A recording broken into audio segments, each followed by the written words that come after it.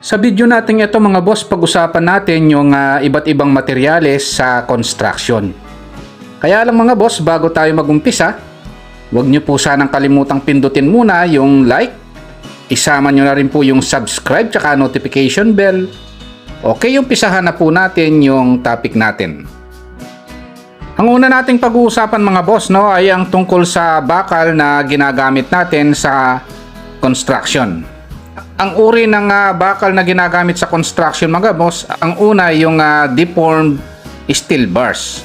Ayan yung karaniwan nating ginagamit sa paggawa ng bahay at iba pang structure. Meron din tayong mga uri ng bakal na ginagamit sa construction mga boss, kagaya ng deformed carbon bars at plain carbon bars. Meron ding bakal na coated mga boss. Ito yung epoxy coated bars.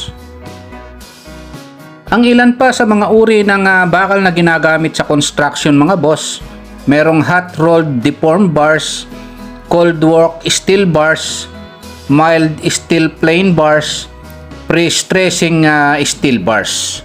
Okay, punta po tayo sa ibang topic naman.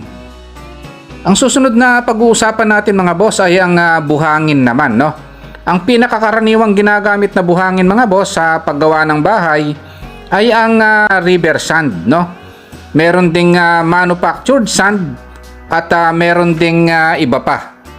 Ang iba pa mga boss na ginagamit na buhangin sa construction, meron ding fill sand, meron ding pitch sand, meron ding concrete sand.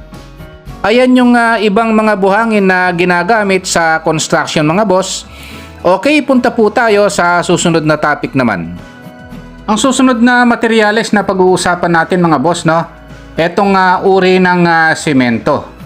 Sa uri ng semento mga boss, meron tayong ordinary Portland cement o yung OPC. Meron tayong rapid hardening cement, extra rapid hardening cement, quick setting cement, low heat cement, sulfate resisting cement, super sulfated cement, Portland pozzolana cement, Portland slag cement, at saka colored cement. Okay, punta po tayo sa susunod na topic naman. Ang susunod na pag-uusapan natin mga boss ay ang tungkol sa mga uri ng graba o types of aggregates used in construction.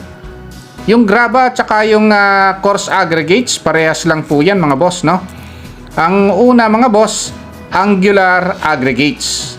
Meron ding recycled aggregates, rounded aggregates, irregular aggregates o yung irregular shape aggregates.